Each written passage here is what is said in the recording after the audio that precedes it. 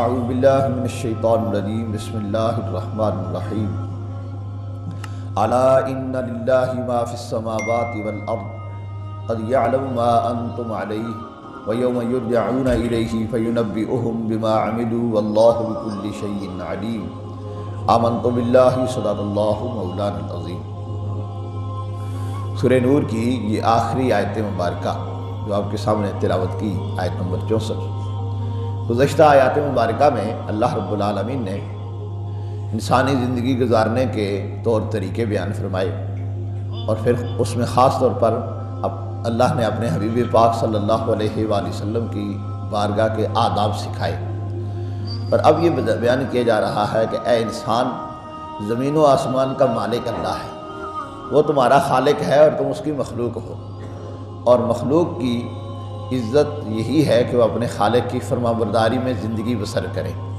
اگر تم اپنے خالق کے فرما بردار رہو گے تمہارے لیے اس میں کامیابی ہی کامیابی ہے، اور اگر نافرمان ہوگے تو اس کی بادشاہی میں کوئی فرق نہیں آئے گا، تمہارا اپنا ہی نقصان ہے۔ اس لیے اللہ نے شاہ فرمایا الا ان للہ ما فی السماوات والارض، سن لو بے شک اللہ ہی کا ہے جو کچھ آسمانوں میں ہے اور زمین میں ہے۔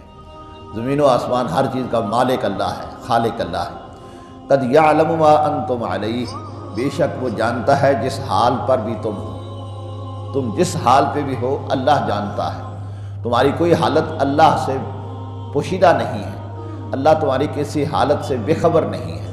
جب تمہارے ذہن میں یہ تصور رہے گا کہ میری ہر حالت کو میرا اللہ جانتا ہے تو تم ہر وقت اس کے سامنے جواب دہی کے لیے تیار رہو گے۔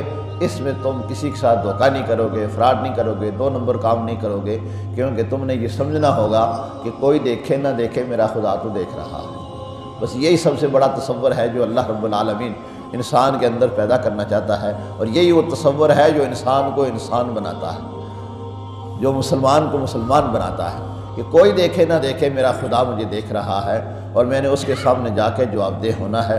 جب یہ تصور ہوگا تو کوئی کسی کے ساتھ ظلم و زیادتی نہیں کرے گا، کوئی کسی کی زمین پہ ناجائز قبضہ نہیں کرے گا، کوئی کسی کے ساتھ 2 نمبری نہیں کرے گا۔ فرمایا قد یعلم ما انتم علیہ، بے شک وہ جانتا ہے تم جس حال پہ بھی ہو۔ وَيَوْمَ يُرْجَعُونَ إِلَيْهِ فَيُنَبِّئُهُم بِمَا عَمِلُوا، اور اس کی طرف جب پھیرے جائیں گے تو وہ بتائے گا جو کچھ تم نے کیا ہے۔ جب اس کی طرف پھیرے جائیں گے سارے انسان تو فَيُنَبِّئُهُم بِمَا عَمِلُوا، وہ انہیں بتائے گا جو کچھ انہوں نے کیا ہے۔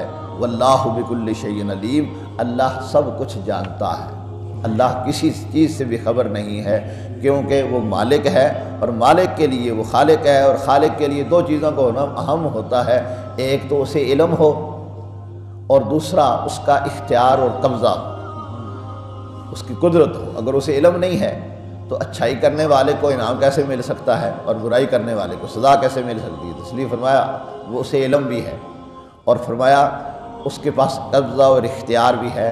ایسا کوئی نہ سمجھے کہ میں اس کے قبضہ اور قدرت سے نکل جاؤں گا۔ لہو ما فی السماوات و ما فی الارض، جو کچھ زمین و آسمانوں میں ہے وہ اسی کا ہے، اور سب کا وہی مالک ہے، تو تم زمین و آسمان سے نکل کر جاؤ گے کہاں؟ یا معشر الجن والانس ان استطعتم ان تنفذوا من اقطار السماوات والارض فانفذوا لا تنفذون الا بسلطان۔ سورہ رحمان کی آیت مبارکہ ابھی قاری صاحب نے تلاوت فرمائی نماز میں۔ اللہ نے شاہ فرمایا انسانوں جنوں کے گروہ، اگر تمہارے اندر طاقت ہے کہ تم زمین و آسمان سے نکل سکو تو نکل کر دکھاؤ، کہاں جاؤ گے؟ لا تنفذون الا بسلطان، جدھر جاؤ گے بادشاہی تو اسی کی ہے نا۔ جب اسی کی بادشاہی میں ہے، رہنا اسی کی بادشاہی میں ہے، کھانا اسی کا ہے، تو پھر اس کی نافرمانی کیسی؟ اس کی فرما برداری کرو، اسی میں کامیابی ہے۔ اللہ رب العالمین ہمیں قرآن حکیم کے بتائے ہوئے اصولوں کے مطابق زندگی بسر کرنے کی توفیق عطا فرمائے۔ وآخر دعوانا ان الحمد للہ۔